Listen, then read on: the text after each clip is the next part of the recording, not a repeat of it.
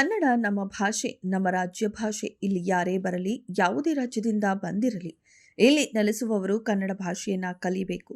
ಕನ್ನಡವನ್ನ ವ್ಯಾವಹಾರಿಕ ಭಾಷೆಯನ್ನಾಗಿ ಬಳಸಬೇಕು. ಕನ್ನಡದ ವಾತಾವರಣ ನಿರ್ಮಾಣ ಅವಶ್ಯಕ ಹಾಗೂ ಅನಿವಾರ್ಯವಾಗಿದೆ ಎಂದು ಮುಖ್ಯಮಂತ್ರಿ ಸಿದ್ದರಾಮಯ್ಯ ತಿಳಿಸಿದರು.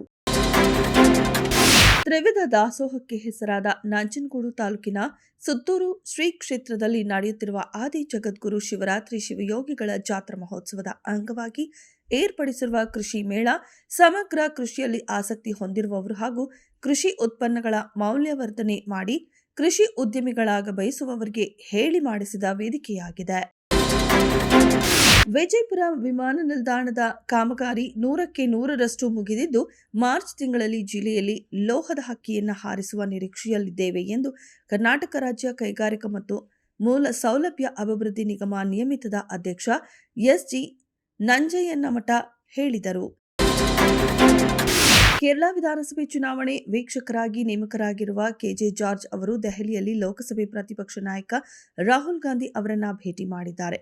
ಭೇಟಿ ಉದ್ದೇಶ ಕೇರಳ ಚುನಾವಣೆಗೆ ಸಂಬಂಧಿಸಿದ್ದಾದರೂ ರಾಜ್ಯ ಕಾಂಗ್ರೆಸ್ ವಲಯದಲ್ಲೂ ಈ ಭೇಟಿ ತೀವ್ರ ಕುತೂಹಲ ಹುಟ್ಟುಹಾಕಿದೆ. ರಾಷ್ಟ್ರೀಯ ಆರೋಗ್ಯ ಅಭಿಯಾನದ ಅಡಿಯಲ್ಲಿ ವೇತನ ಪಾವತಿಯು ಎನ್ಎಚ್ಎಂ ಅಡಿಯಲ್ಲಿ ಕಾರ್ಯನಿರ್ವಹಿಸುತ್ತಿದ್ದ ನೌಕರರಿಗೆ, ಆಶಾ ಕಾರ್ಯಕರ್ತರಿಗೆ ವಿಳಂಬಗೊಂಡಿತ್ತು. ಇದೀಗ ತಾಂತ್ರಿಕ ಸಮಸ್ಯೆಯಿಂದ ಉಂಟಾದಂತಹ ತೊಂದರೆ ನಿವಾರಿಸಿ ಶೀಘ್ರವೇ ಬಾಕಿ ವೇತನ ಪಾವತಿಸುವುದಾಗಿ ರಾಜ್ಯ ಸರ್ಕಾರ ಸ್ಪಷ್ಟಪಡಿಸಿದೆ.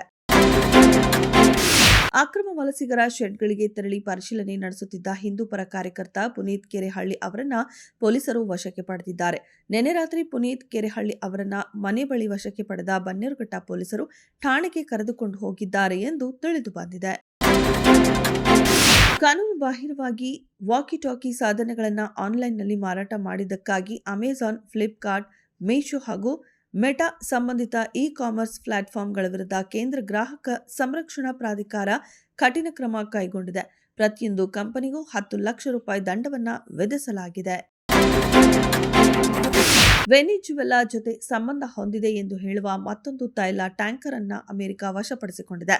ದಕ್ಷಿಣ ಅಮೆರಿಕದ ಪ್ರಮುಖ ತೈಲ ಉತ್ಪಾದನಾ ದೇಶವಾದ ವೆನಿಜುವೆಲಾ ಮೇಲೆ ತನ್ನ ನಿಯಂತ್ರಣವನ್ನು ಬಿಗಿಗೊಳಿಸುವ ಭಾಗವಾಗಿ ಅಮೆರಿಕ ಈ ಕ್ರಮ ಕೈಗೊಂಡಿದೆ.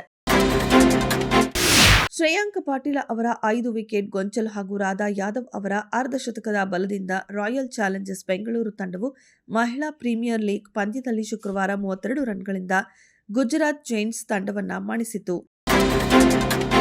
ಪುರಿ ಜಗನ್ನಾಥ್, ವಿಜಯ್ ಸೇತುಪತಿ ಒಟ್ಟಾಗಿ ಸಿನಿಮಾ ಮಾಡ್ತಿದ್ದಾರೆ. ಇತ್ತೀಚೆಗಷ್ಟೇ ಚಿತ್ರದ ಚಿತ್ರೀಕರಣ ಕೂಡ ಪೂರ್ಣಗೊಂಡಿದ್ದು, ಚಿತ್ರಕ್ಕೆ ಸ್ಲಮ್ ಡಾಗ್ ಎಂದು ಹೆಸರಿಡಲಾಗಿದೆ.